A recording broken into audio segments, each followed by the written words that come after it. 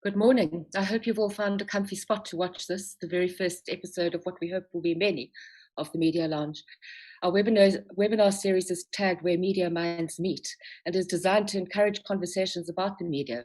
Our host is the fantastic Donald Buchali, who's the CEO for Sub-Saharan Africa of Out There Media. A media man to his very core who has worked across our media sector, Donald will be guiding our panelists in conversation about the COVID-19 pivot. This year, this very unexpected and brutal year, has in so many respects resulted in our industry having to redefine the ways in which we operate. Businesses have had to pivot to survive, and this is what we're discussing today. Thank you to our partners who've come on board for this conversation and for sharing your stories with us. I'm going to hand you over to Donald now, who will introduce our panelists and get the conversation going. Over to you, Donald. Thank you very much, Glenda. Sanbonani, good morning. Dumelang, Khotsong. My name is Donald Buchali, as Glenda just mentioned. I'm quite excited to have this conversation with all these panelists. These guys are amazing, brilliant at what they do, and I think more than anything, before I begin, I just want to give a trigger warning, right? You are going to hear the following words quite excessively during this conversation. Pivot, okay, the new norm, okay, remote working. That's going to be, I think, quite. Unfortunately, I can't frequency cap those words. However, let me begin by introducing my fabulous list of panelists. I'll start off with Peter, who's the head of sales exec at Prime Media. Peter, good morning. Good morning, Donald, and thank you very much for having me. It's truly exciting, and I hope we can impart some information to everybody. We can all learn from each other. Looking forward to getting some lessons from you. Up next is also Uyanda, who is from the Conversation Lab. She is the MD of that business. Hi, hello, Donald. Thanks for having me. It's quite a privilege to be the rose amongst the thorns. So I'm looking forward to the conversation this morning. Thank you. Fantastic. Up next is Brett, who is the MD of Eva, powered by Brave Channels. Good morning, Brett. Hey there, Donald. How you doing? Thanks for having me. Not to worry. Are you good? Are you ready? Yeah, really looking forward to it. Thanks, guys. This is going to be a good panel. Fantastic. Up next is Simon, who is the CEO of Traktor Outdoor. Good morning, Simon. Good morning, Donald, and glad to be here. And I think another word you haven't mentioned, we might be hearing a lot of, is that you're on mute, which is something we've been hearing a lot at this point as well. So hopefully we're not going to be saying a lot of that. I was thinking about it, but I was like, I'm not going to be that guy. But look, I think you might be right there. Thank you very much, Simon. Up next is Marlon. Marlon is the MD of eMedia Investments. Marlon, good morning. Yes, good morning, everybody. I'm looking forward to a nice discussion this morning. Lovely. Well, thank you, Marlon. Up next, and certainly not least, is Vernon, the head of broadcasting for Arena Holdings. Good morning, Vernon. Good morning, and hi, all. Looking forward to your war stories, I guess. Exactly. That's precisely what it is. Well, thank you. So to set the background and the context for this discussion, I'll just quickly summarize it in, it's a COVID-19 era.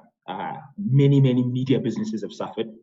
Just notwithstanding the fact that media businesses were already in a massive state of flux, with ever-changing habits of consumers, digital penetration increasingly growing, consumers expecting more and more out of media businesses, expecting more value out of technology. I think the other thing that I found quite interesting is when a survey was done globally on a number of different corporate organizations, one of the questions that was asked is, how long do you think it would take you to adapt physically, or your operations at least, to remote working? And the most anticipated answer would be in about 12 months or so. Little do we know that obviously COVID-19 would hit us in the way that it did, enabling us to really pivot within a matter of 2 to 3 weeks, which I find quite interesting. And I think the way that it's changed, even the way that we work as we speak, I think is going to significantly, challenge, change, and in some instances kill certain businesses. So I think the bigger thing that we're going to focus on today is some of the challenges, some of the way in which we responded to these challenges of COVID-19 lockdown, and obviously the changing behaviors and patterns of consumers in the media industry have affected our various businesses. What are some of the war stories, the lessons, the pitfalls, and some of the views on what the future holds for us? So I'll start off with you, Peter Livingston. The way that lockdown completely slapped South Africa in the face, I think, was probably quite harsh, specifically on the outdoor sector, right? So tell me, a little bit about how your business responded to the reduced cars on the roads, what that meant for the out-of-home industry, and kind of what was your first major pivot? So Donald, obviously advertising was hammered really, really hard, and out-of-home was decimated. Worldwide, we were fortunate we could actually watch it happen in other countries before it got here. So we had a bit of an inkling of where we were going to go, and could obviously foresee a little bit what was coming. But you never know how it's going to unfold. I think the hardest part was, as it unfolded and as we were locked down, everybody was told to stay at home. That just ended our audience. And, advertisers were trying to bail. So rather than talk about our pivot, I would actually just like to sort of, with your indulgence, talk around, I think, the out-of-home industry and what's going to have to be changed going forward, and the big pivot that we're going to have to do. It's not about all the reactive stuff. Right. So advertisers, we sign very nice contracts with them. And I think what's become patently obvious is these kind of scenarios that happen, and touch wood, this will be the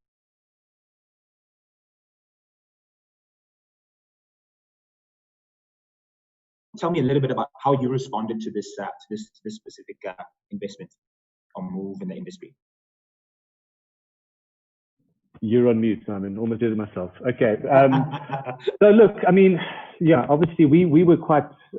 We had obviously seen it coming.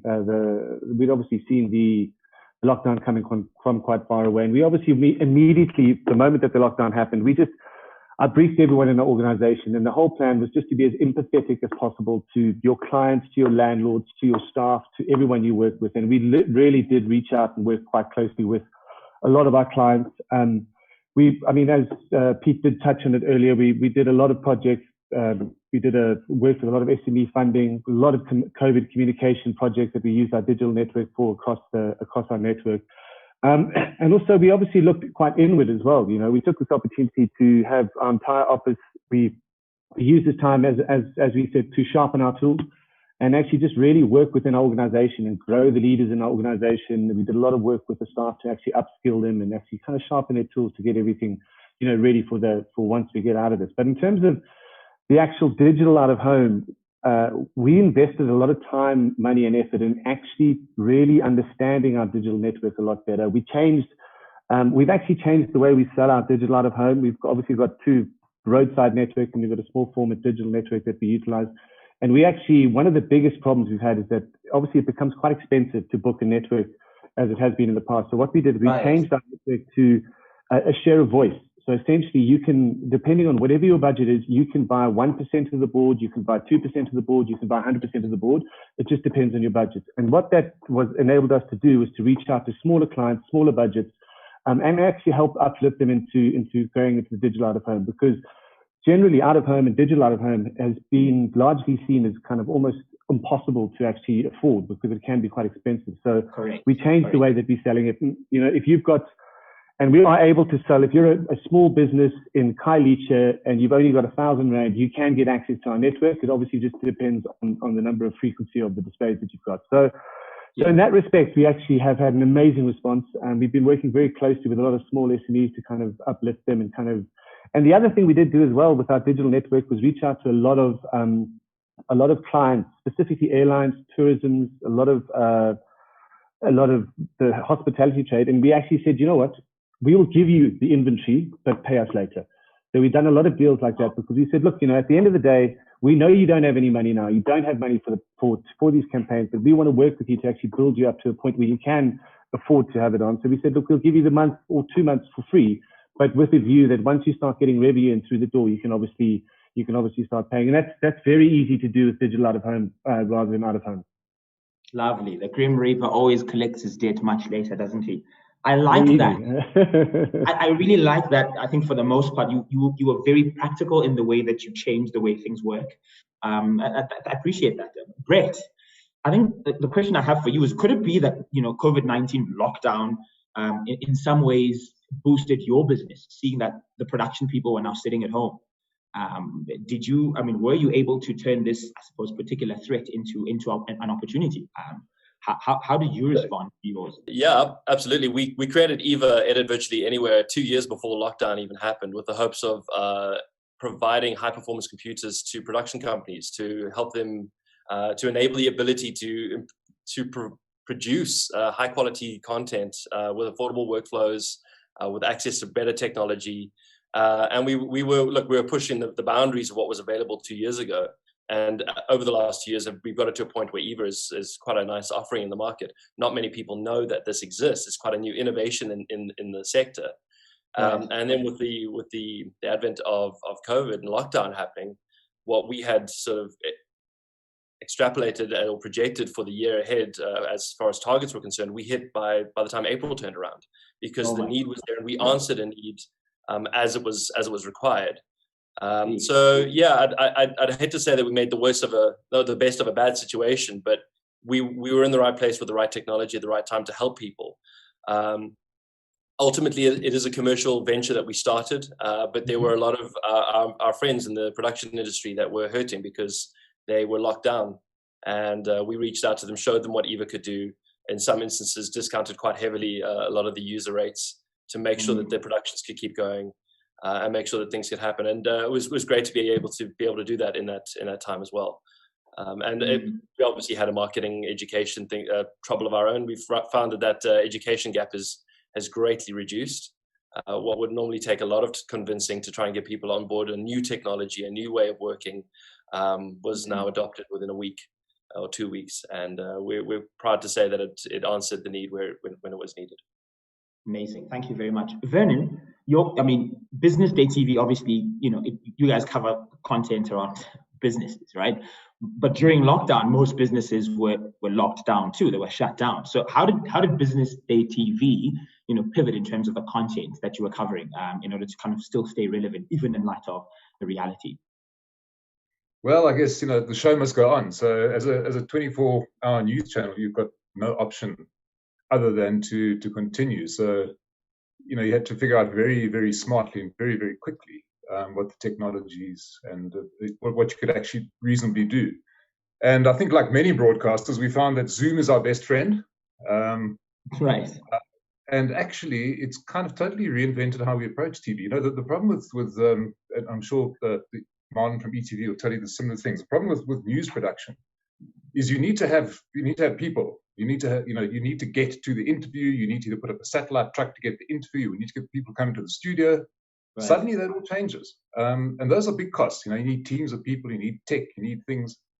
With a functionality like Zoom, for a business channel, which is largely talking heads, it's a fantastic mechanism. And look at us here. There's 8 sort of experts from around various things, the industry, a couple of clicks of the mouse, and they're all here, on screen. And TV is similar.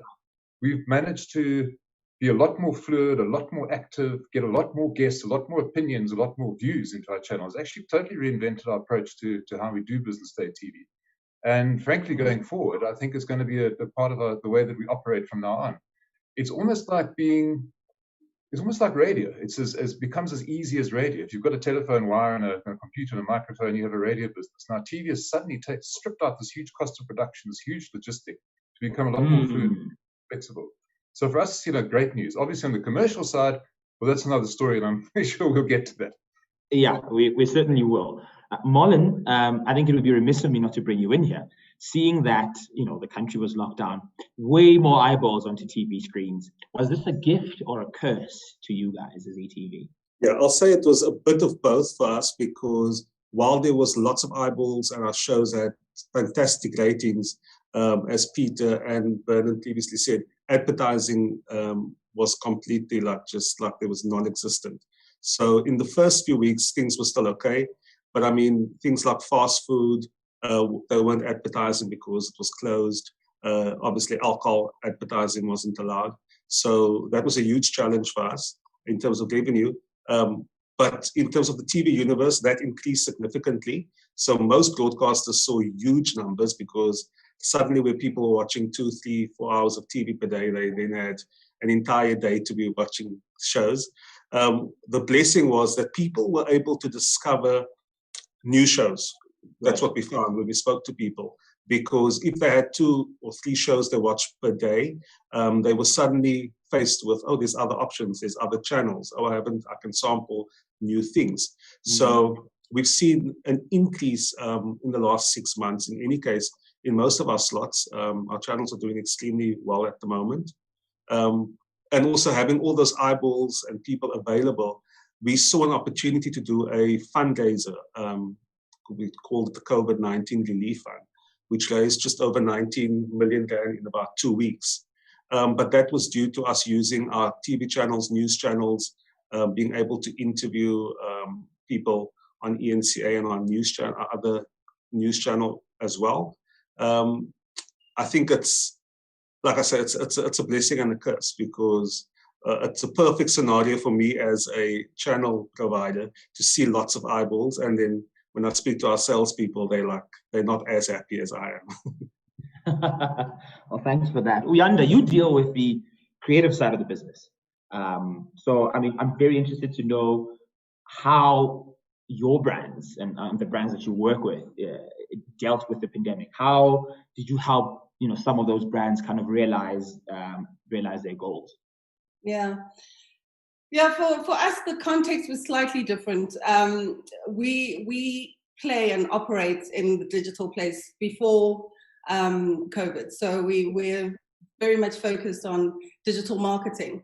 In fact, we pride ourselves in not only creating content, but optimizing it to lead generation and conversion. So we were best placed from a channel and platform point of view to help our clients. However, what we found was, great, the brands are now coming where we've been trying to pull them to come. We're now operating digitally and on the social pages and on our web pages. However, what we needed to do is understand the behavioral changes within that space. So, our whole lives were now becoming on digital. So what was the brand experience going to be for the brands we were dealing with? How were the brands facilitating our audiences to actually live their lives more simply within the digital space?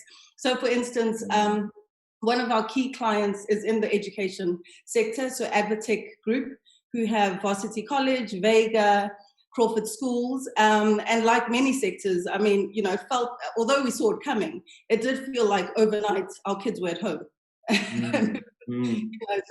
So how do we take that product that they were delivering in the classrooms online? Right. So we played a massive role into trying to make that as seamless as possible, because now the environment had changed, but we all wanted our children to still be educated. So how do we facilitate that and also bring down the anxiety that a lot of parents and students were going through? So it went beyond just advertising and, come to our schools, but right. Why come to our schools? How are we going to make it easier? So the messaging had to be looked at. Another one of our clients is within the beauty space, Godridge Hair Products. They deal with Darling Extensions, Inecto Hair Color, which is one of the biggest hair color range within the ethnic market. Women weren't going to the hair salon anymore. I mean, Donald, you may know, with the women in your family, we sit for hours in the hair salon getting your hair braided. We couldn't go anymore. So how was I going to sort that out at home? So the messaging was no longer just come by this brand. It was, okay, here are some DIY tips so that, you still look on point without needing to step out of your home. So, so although we were channel ready, we had all those skills and all those capabilities, we needed to shift our clients into, okay, the messaging has to change. The brand experience online had to change. It couldn't be business as usual or messaging as usual. So that's really where we're at. And what I'm grateful to see is, it's conversations that we've been trying to have with our clients for the longest time. And now they've been forced to sort of like, okay, pay attention to how your audiences are behaving. It's not just about selling. And our brand relationships are now being built and dethroned in the online space. Amazing. Thank you so much. Peter, lockdown, meant that some of your sales teams had to work from home. What were some of your strategies in terms of, still getting sales? And secondly, did you find that lockdown accelerated programmatic out of home in terms of that development in the industry? Okay, so that's two questions. Let me just tackle the first one. Sales teams and sales staff are motivated by commissions, and I think if anybody puts a decent team together, that's really what you're looking for. And with revenues plummeting, that was absolutely vacant in their lives. So the first thing you have to do was how do you motivate? How do you motivate a sales team that they can see the writing on the wall and they can see the declining revenues? At Prime Media, we took quite a pragmatic view that, we needed to offset the losses. And so, we subsidized them because that's the only way you could keep them motivated. Or in all fairness, everybody was having salary cuts and their cuts were coming just through business decline. So that was the first thing we did. The second thing is we're very fortunate. We have an unbelievable media system that is in-house, and we write it ourselves, and we've developed it over 20 years. And so we saw this coming. As I said earlier, we saw what was happening in the rest of the world, and we knew we were going to go into lockdown, and we didn't know the extent, but we knew it was coming. And so we got the IT guys to facilitate ensuring that the entire business was able to work remotely. When lockdown came, that happened, and everybody had the data and the tools to do that. All our agencies, all our staff, all our clients were in lockdown. So, Zoom became our best friend. A lot of online meetings, a lot of online chatting, a lot of motivational stuff sent out to the entire business on, everything's going to be fine. Health tips and life skills and DIY stuff and, a whole heap of stuff. Every day we were sending it out just to keep them connected. And I think what we probably learned and what we haven't seen the true effect of is the social and the psyche effect that this has had on everybody being disconnected. Obviously now we're able to get our staff back in limited numbers to the office, and they are so keen to go back because they want to interact with each other and they want to be there. And I think so from a sales team point of view, sales is about numbers, sales is about making the calls. But when advertisers aren't spending, it's really hard. So I think we are in a bit of an industry with oversupply. So that's something that I think we're going to have to watch over time, because it's going to dramatically drive down pricing across the entire spectrum, not just out of home. And we've got to watch that. I did an exercise a while ago around inflation in out of home, and we're selling billboards that we sold 20 years ago for less now than we sold 20 years ago. And there's no inflation in out of home, there's deflation, and it's quite dramatic, and we've got massive capital investments, and so it's a fine line that we got to tackle. So the sales team are motivated, they're working hard, but the advertisers need to come back now. The advertisers need to release cash, and we appeal to them, spend some money. It's Christmas, we all need some cash out there. Right. And then to programmatic. So programmatic's been quite interesting. It's been on the cards for many, many, many years. In the US this year, they reckon they're going to do about $180 million out of a $60 billion programmatic industry. And next year, they think it's going to double. So, we launched our first programmatic campaigns about a month ago, and very successfully. The clients, funny enough, they'd launched or already picking up their second and third campaigns and booking them already. And it talks to what Simon was saying. It opens up out of home and digital out of home to clients with any kind of budget, where they're now buying impressions. They're buying it on the same platforms that they would buy the normal digital, the normal mobile, the normal social, and it really is easy to integrate, and it is quite exciting. So we're going to push it quite hard, but even in the States, it's 2% or 3% of total out of home spend. So it's significant, it's money, but it's not dramatic. But it is exciting, and it is new, and it's a huge learning curve, and it accesses monies that has actually been taken away from all media. So I think all media, traditional media channels, have lost over the last decade billions to programmatic and to mobile, and now we can claw a little bit of that back. So it is very exciting for us, and it's really enhanced the offering we have on our digital screens. Fantastic. No, that's a great, I think, adaptation on your side. And there's a reason why I asked you about programmatic, is because I know that there's been a deflation in the out-of-home industry. And if you remember how the programmatic pivot happened in the digital space, it was because of that over-influx of inventory that was available. So they created a marketplace. So I'm very, this is very, very juicy for me, and I'm excited to see how the trajectory of that growth progresses. Brett, I think on your side, seeing that now we're like at level 1 and production houses are starting to go back, right? At least on the South African side. In terms of where you're at, what is your sense of the industry's needs, especially where technology is concerned?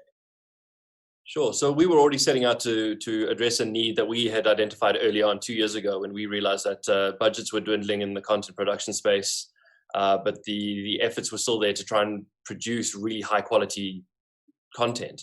And with that sort of inverse proportion happening, the guys were saying, well, how on earth are we going to do this? And we were there as the tech enablement partner to say, new technology is available, new workflows are available to help you with this.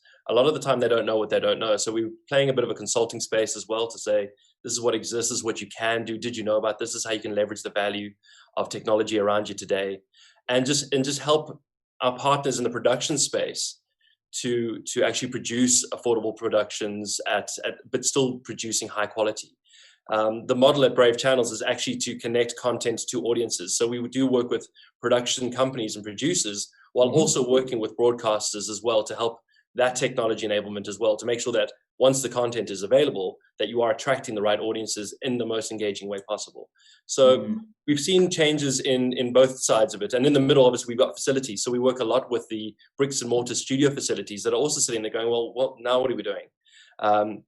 No one's coming to use our facilities, and we're helping them as well to embrace new technology, create new opportunities. And it's something that we were taking as a mission of our own. But I think as soon as the need hit, we were really ramping into implementation. It was quite fast, and it wasn't so matter about meeting the need. It was the speed at which we had to meet the need. And it was getting out there and saying, listen, guys, we can help you on a content production side. Let's go from there. But the productions on a post-production space were only as good as what was shot. With lockdown happening, people weren't going out and filming things anymore. So we had whatever was in the can was what we could put through post-production. So we had a long enough tail, I'd say, to at least get productions that had content ready to get that post-production going. But then we saw a change sort of towards the middle of lockdown, where there was syndicated content either being reformatted, reversioned, pulled in, maybe international content pulled in, a lot of this type of talk show stuff being re-edited. And we found that there's people are still keen to hear a story. The production quality is very important for a lot of productions and people, but audiences will relate to human connections via stories. And if the content is producing good storytelling and there's something worth watching, producers that realized that quite early on in lockdown were actually building some really nice stuff. Luckily, there is a vast amount of content available. Saying that, though, there's a vast amount of people consuming a vast amount of content all the time. So it is that ever-changing space. So that sort of answers into the production space. In the facility space, we've been working a lot with studios, getting on-premise virtualized environments going so that they could get what was there. They've already leveraged or they've already invested a lot in the infrastructure they have. So how do we make sure that they can keep making use of the infrastructure they've got on-premise while everybody's doing this remote workforce? So creating that sort of bridge between on-premise infrastructure with the at-home remote workforce. And then moving into the broadcast space, we found working a lot with some of the brands that came to us just to consult and say, listen, maybe you guys can help us with some technology enablement. We need to get our brands into a space where the audiences are. Where are the audiences, and how best can we meet them where they're at? There's been a big interest that we've seen around OTT, so video on demand. People sitting with content are asking, hey, what can we do? How do we take our content that we have? If I can't put it through traditional broadcasters at the moment because of a lack of spend or a lack of space or whatever it may be, I still have this content and I want to monetize it. What can I do? So this interest around content owners actually becoming OTT platform owners as well was an interesting one. Granted, that's not their wheelhouse. So we're also helping them with what is the benefit to it? So there's a lot of strategic design going into why do you use the technology and what value are you leveraging when you do it? So we've seen it change quite a lot. I don't see the swing coming back anytime soon. I see the technology always helping with these types of scenarios. And I think people have woken up to the idea that there are ways of working. There is new technology available today that they can leverage to keep going in the future. Fantastic. I've got a question for you from the audience, and I'm going to read it verbatim. How do you convince SMEs to spend on quality digital marketing, seeing that they already have limited funds to run their businesses as a whole? Is that a question for myself? Yes, for you, Brett. I think there are definitely much more better suited people in this panel to answer that question, but I'll give it a go.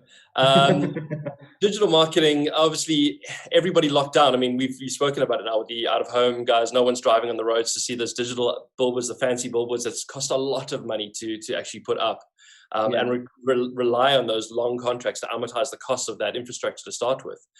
So that said, that wasn't happening anymore. Advertisers were pushed to find audiences where they were, and they were at home. They were at home. Yeah. And now with them being at home, education started to pick up, and now you had another distraction in a mobile or digital environment that wasn't there before. So now we had parents trying to figure out how to be teachers and kids trying to be engaged enough to learn. all at home, all on the mobile devices that previously would have been used to reach them in a marketing space. So now you're fighting with not only the competitors in the digital space, you're fighting with the just general necessity of life. And I found that very exciting. My wife is a teacher, so I had to help her with how do you get your remote teaching all in order. So my house was chaos going into lockdown. But I think digital marketing has really got its work cut out for it. I mean, agencies and creatives, we've got a great opportunity to come up with really innovative new ways of working and new ways of reaching audiences. And I think I'm personally quite excited about it because it is pushing us to be more creative. That said, though, the advertisers are really hungry and really desperate to make sure that they are meeting their audiences, not just meeting them, but meeting them in a meaningful way. And I think we, like Peter said there as well, we've got this oversupply, this oversubscription of requests from advertisers, and how the industry will deal with it based on new ways of meeting people and the new technology available is going to be super interesting. How we're going to do it, I think, ask the rest of the panel. But I've got a burning question around content. But before I jump into it, I want to give Uyanda an opportunity to answer this question as well, seeing that she's also a digital marketing specialist. Yeah. So Uyanda, do you want to take us back? Yeah. So if I heard you correctly, the question was about how do we help small businesses spend on quality digital marketing, seeing that they already have small. Yeah. I think the first step for agencies within the digital space is to demystify digital.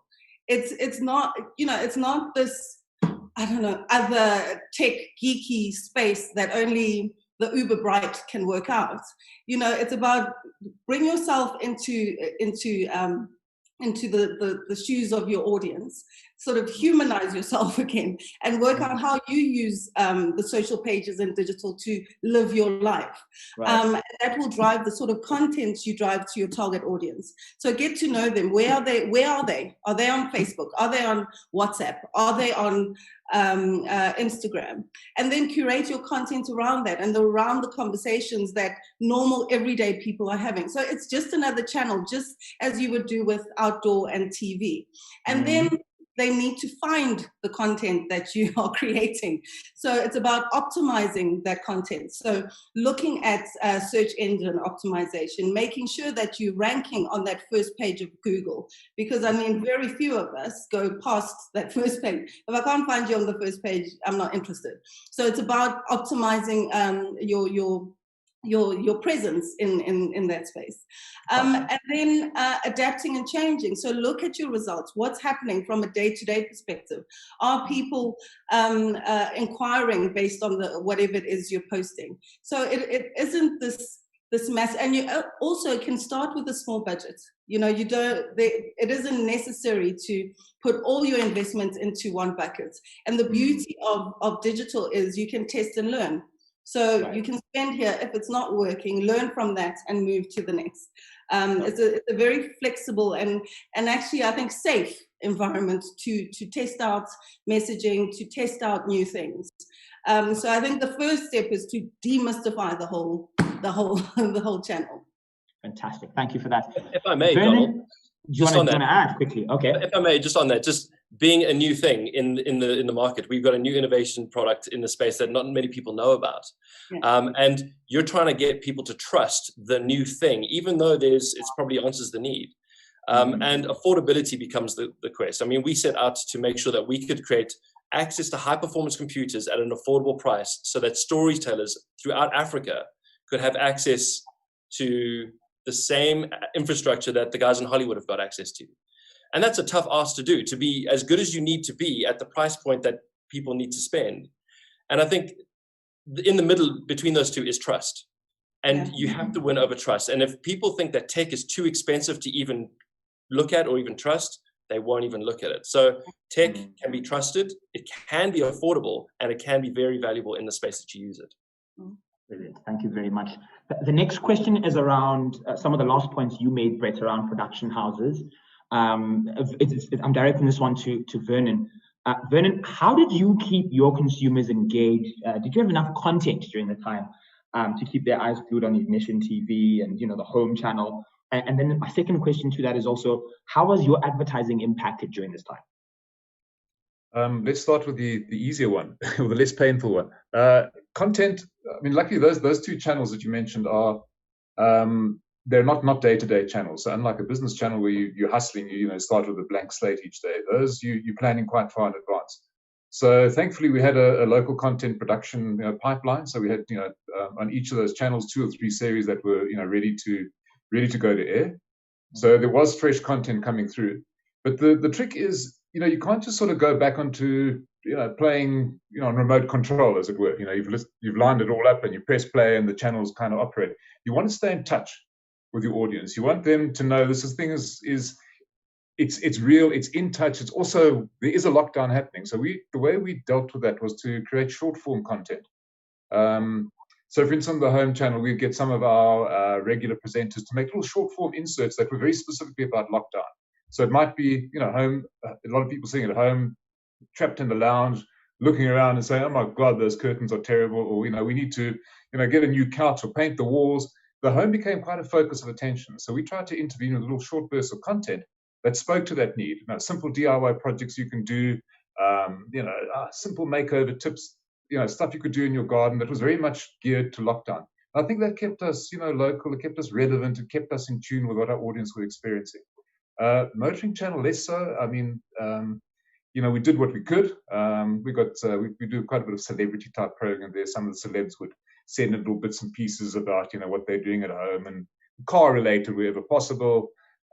We managed to get, on that channel, it was quite easy. We could get our presenters and teams into the studio and we could get cars to review. So we could keep up some of the basics of the channel, refresh, new content coming in. It wasn't a total lockdown.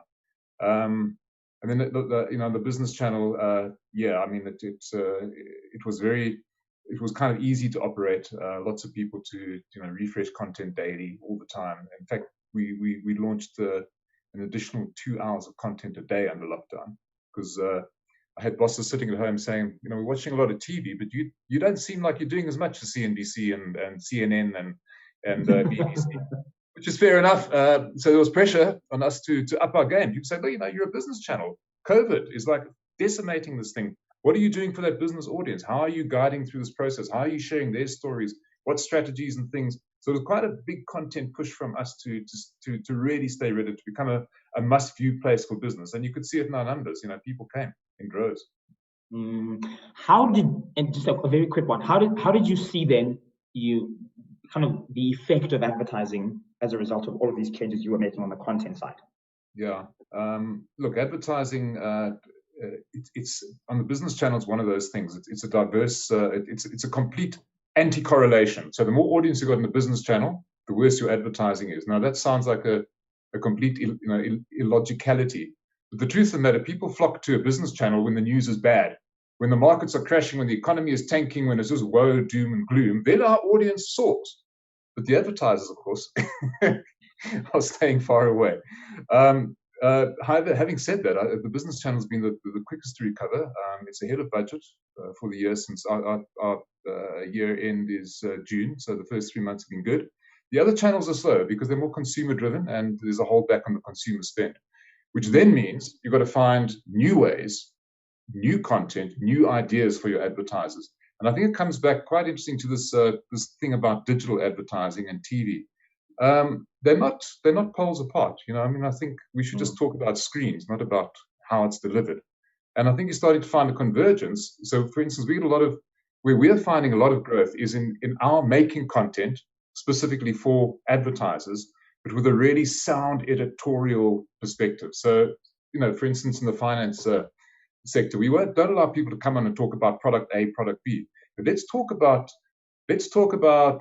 challenges facing small business. Now, if someone's an expert in that space, they've got a lot to tell us. They don't just say, and we've got this product, and we've got this thing. They own the thought leadership in that. So we're helping companies create this content, which works on our channel, but then they can also use on the digital platforms. So they get a multi-channel, if you want a channel, multi-platform use out of content that we help them create and curate as well. Marlon, there's a few things, there's almost golden thread from Brett to Vernon. And each of them are highlighting a very interesting thing, which is how, I suppose, broadcasters have been challenged, right? So the small content producers are, in some ways, even partnering with the likes of Brett to go, how can I make this, OTT-able, if I can call it that? What changes have you made in your business that you are going to keep going into the future? Okay, yeah, it's been interesting to see how our production companies have coped with the lockdown. So luckily for us, we never had any shows interrupted because our productions are long running and they've been filming ahead of time. So we were able to keep all our productions still on air. Nothing was interrupted, like I said. But the changes that we've had to make as a business, for instance, someone else mentioned earlier that guests weren't allowed basically in studio. People were, even if you wanted to interview people, you had to do it via Skype or Zoom. And for our reporters to go out and speak to people, there was like social distancing, masks and like long mics and stuff. So it was like interesting to see how people adapted in the field because TV, it's a visual medium. People still want to see visual. So I do think like for us, it's like just having talking heads. It gets a bit boring, and if you've got like not enough visuals and people out in the field. So we had to adapt to how to gather news, basically, and also to make people feel safe, because lots of people didn't want to do interviews. They were just like, no, they weren't feeling, we was about to launch another show, and we had to change the format of the show completely because it was a studio-based show with guests on a couch. We then immediately had to change that because there was no way that even in this year we'd be able to get people to come into a studio and sit on the couch next to each other. So that ended up being, the format changed and we worked on changing things. It worked out in the end. But as much as, everyone mentioned the fact that Zoom has saved us, Zoom and Skype has saved us. Here we are all together. We would normally probably sit on a stage somewhere as a panel, but now we're using technology. So there's been lots of changes that we've had to do as a business. I sit in our Cape Town office. We've got an office in Johannesburg. So the business is split. Operations for our entertainment channels come out of Cape Town and our news division is in Johannesburg. So we were able to leverage the fact that if there was an incident in Johannesburg, we could fall to Cape Town and the team here could pick things up. But one thing that I think, all these years we've always worked on disaster recovery plans. Like everyone is like, looking at plans and what if this happens, what if that happens? And then this year we were faced with probably the biggest disaster of our lifetime. And the positive thing of that was it put those things that you initially had on paper and you would do like sort of like scenario playing and role playing and so what if this happens? Those things actually happened this year. So it then also pointed out to us like the instances where you thought this was the right approach to do something and then practically it wasn't possible. And then also to relook at, is this actually the way we should be going?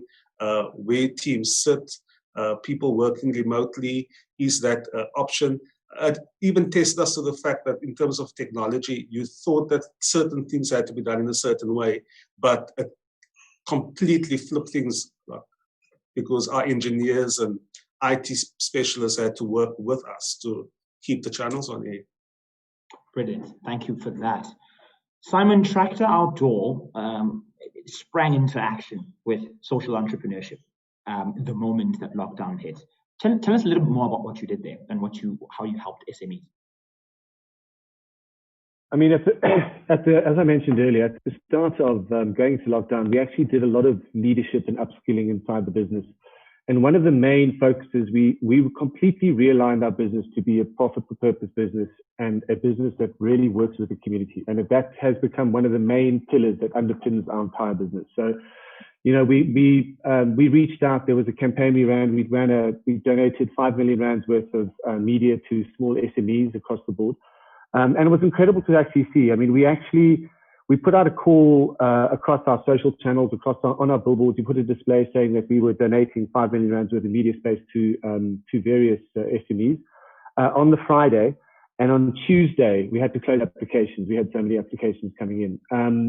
And I think it was actually quite good even from the sales point of view or sales team point of view, who were responsible for dealing with these guys. Because, I had one or two sales members coming up to me saying that, when they responded to these SMEs and they actually got and they called it to say, look, we'd like to help you and we'd like to give you this medium. The some of them were in tears. You know, so these businesses were being shattered. And I think it was actually quite good for the sales team to understand what other businesses were going through. And so that empathy that we felt for the clients, we put it through our whole business. So, you know, we did a lot of COVID communication. We worked quite a lot with the small SMEs. We did a lot of work with our clients as well. You know, instead of actually demanding that our clients pay us when they needed to pay us, we actually did a lot of online courses for clients. We did a lot of leadership training and upskilling, and really just focused on actually just trying to work with your clients. Because I'm a big believer in the relationships that you build when the chips are down. That loyalty that you get later on down the line, that's when you actually reap the rewards. So if a client wanted to cancel, fine, no worries, we'll defer the payment. If you didn't want to pay now, fine, defer the payment. And we're seeing those rewards come back now where, you know, weirdly enough, some of our sectors are actually kind of sold out now, believe it or not, in October, November, December. You know, we've got a lot of those clients are coming back. And to touch on Brett's point as well, we've seen that out of home and TV, a lot of the stuff is a bounce back medium. You know, if you look at any major disaster that's happened over the years, it's out of home and it's TV that's really kind of that's communicated to everyone and sort of said, we're back. And we're seeing a lot of that happening in our sector. To Peter's point as well, there are certain, our classic and static billboards are taking a bit of a battering at the moment because you can't change them. You can't change the artwork quickly, but our digital portfolio, digital out-of-home portfolio has moved incredibly quickly. So we've seen a lot of clients coming out of this sort of announcing the fact that they're back, and I think out-of-home has been an amazing vehicle to do that. Phenomenal. Thank you, man. We've got about 10 minutes left, so I'm going to be cognizant of time, so I'll ask some really short and sharp questions. Uyanda, 2 questions short and sharp, please. One, what were your leadership pivots, seeing that you are a business leader in your agency and now people are working from home? What did you have to do from a leadership point of view? And I think the second thing, just 2 points on, or maybe even one, what would you say are the biggest business lessons you had to learn during this time? Yeah, so I'll start with your first question. So my leadership role completely changed during the pandemic. Not only was I managing the team, but I took over during the pandemic. I mean, I only became managing director of Conversation Lab in August. So there were massive changes for us. You know, we thought there's a pandemic. Hey, change leadership. You know, why not? So no, seriously. So the challenges were immense. But what was great for me personally, from a leadership point of view, is the blueprint didn't factor anymore. There was no, this is what's expected. This is what we are meant to do, which was very liberating, because you sort of, okay, well, this is the situation. How am I going to bring my own personal view and stabilize the ship? So as with everyone, the first step was to look at our operations. So how can we best minimize the impact of redundancies on our people and the financial impact on them and their families. So that was the first thing we had to do. So we tried everything not to make redundancies, which I'm happy to report we didn't go down that road, because that was key for me. And then secondly, it was about facilitating our teams working from home. So not every environment was conducive to the guys working there, you know, either the family environment or children's, or not having data or Wi-Fi connection. So that was the next step, to simplify the adaptation to working from home. And then secondly, finding ways to make sure that we were remaining connected. So more meetings.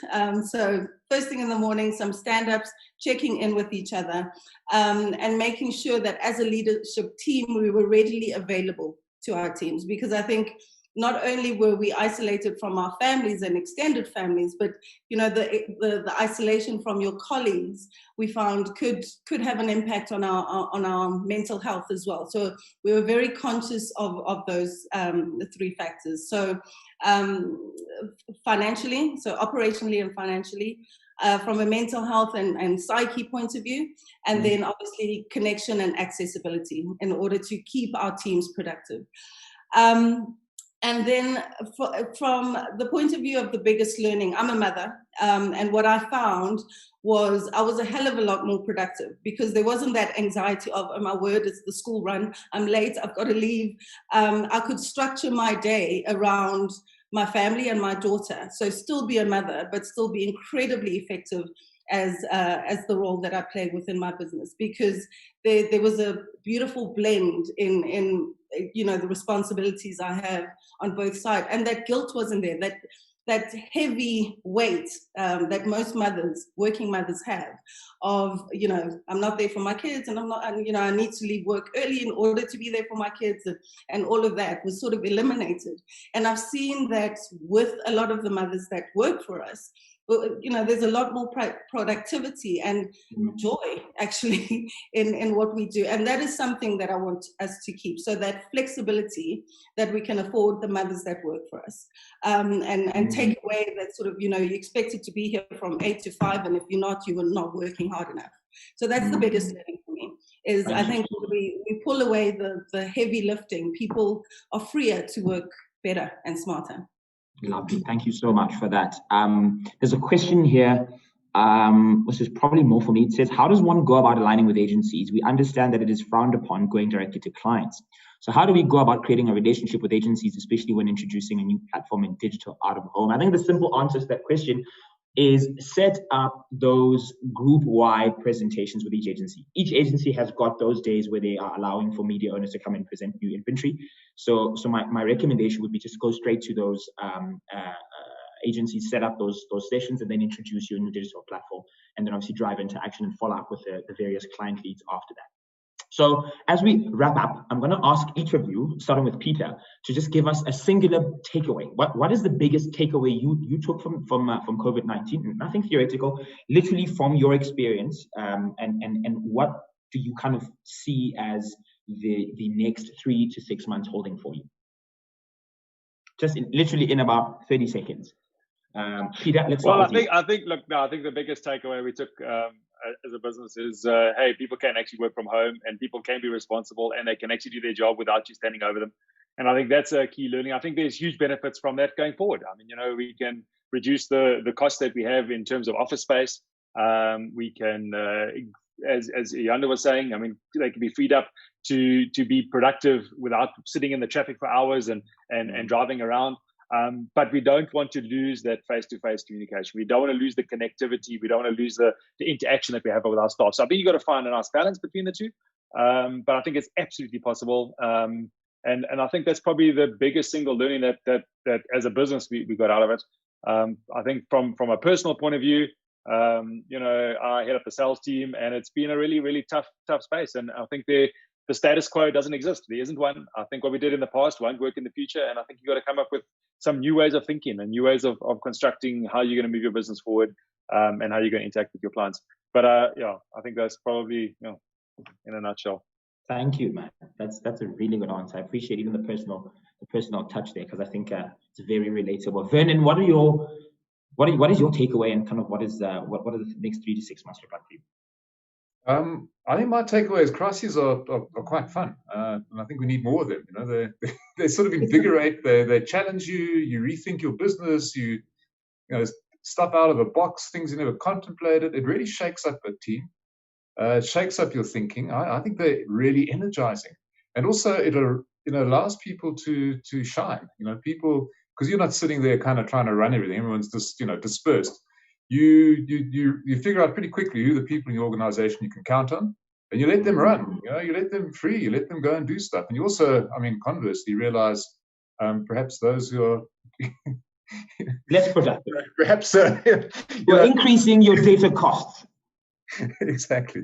So, and then in terms of leadership, I think the leadership challenges are still to come. I think, as we've seen from the ministers all standing up in their moment in the sun, it's very easy to we're going to do this, we're going to do that. And a crisis is easy. It's what happens after the crisis. How do you rebuild? How do you regrow? How do you reinvent? That's when we'll see if any of us are any good at leadership, quite frankly. Lovely. Brett, your takeaway, big guy. From my side, I've realized that there are two things that are inevitable: choice and change. You can choose to be part of the change, and you can affect change because you chose to, or the change will force the choices for you. And you don't want to be on the other side of that chain. And we've seen a lot of that. And I think one thing that I've seen in the last sort of 6 months, really, in business, whether it's partners that we work with or clients as well, is that you can never get complacent. You can never think that you're doing well enough to just let it just be.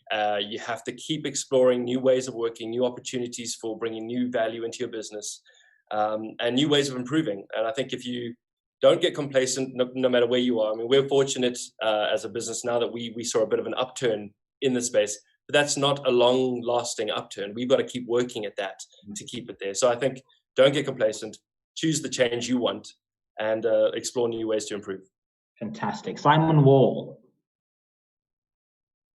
On my side, I mean, obviously, I love what Vernon said, actually. I think crises are fun, and it is a great way to actually understand who in your team you can rely on. And I think I agree with you. You know, we've got a great team. You just need to just empower them and get out the way. You know, that's the best way to deal with it. But if I have to speak to something a little bit more specific to our industry, the one thing that actually has come out of this is collaboration. I think the only way we're going to get through this, and it does sound a bit trite, but we're going to get through this together. And specifically on the from our out-of-home, digital out-of-home front, I think the days of the sort of large monolithic businesses going out there and extracting as much budget from an agency as possible are gone. I think the smaller guys are going to be, they're boxing clever, they're coming together. And I think the way that we come together as a digital out-of-home businesses, I think that's changing. And I think those guys are working together. And I think it's great. The best thing is it's best for the clients. It's best for the agencies. It's best for the clients. The clients are the winners here. And I just think, for me, collaboration, working together is the way forward. Gotcha. Thank you. Marlon, in 15 seconds, what is your biggest takeout here? The big word for me around this time is flexibility. So, I mean, there's been lots of mention about being flexible with clients, being flexible with staff, like Yanda said, in terms of people had kids that were at home and they had to homeschool. And some people in our business, we would have someone would be a married couple and one would work in our final control center on shift and the other person would be in another department. So there was all that flexibility. So it's pushed us into a new era where we have to embrace those kinds of changes and have those kinds of conversations. But I like what Simon and Vernon also said about that you saw the stars basically in your teams. Because, I mean, we all know there's like people who rise to the challenges, and there are some people who like things to remain the same, and they're not like open to change like other people. So that's been a good exercise to be thrown into the deep end. Like I said, we had this disaster recovery plan, which was in a file somewhere, and to actually go and say, well, those things don't work, and to be flexible enough to acknowledge that things that we thought was the right thing was not necessarily the right thing to do. So my word for the next 6 months is flexibility. Flexibility. All right. Ladies and gentlemen, thank you so much to our esteemed panelists. I really enjoyed this conversation. An hour was certainly too little. I think it was probably on purpose by Glenda and the team, because they wanted to increase the appetite of our audience for more of this discussion. Obviously, I know you're going to be glued on to more. There's so much was said, so much to share, but we are out of time, and I would have loved to do a kind of a deeper wrap up. But this was really invigorating and quite insightful, if I might say. But thank you so much to everybody who's joined us.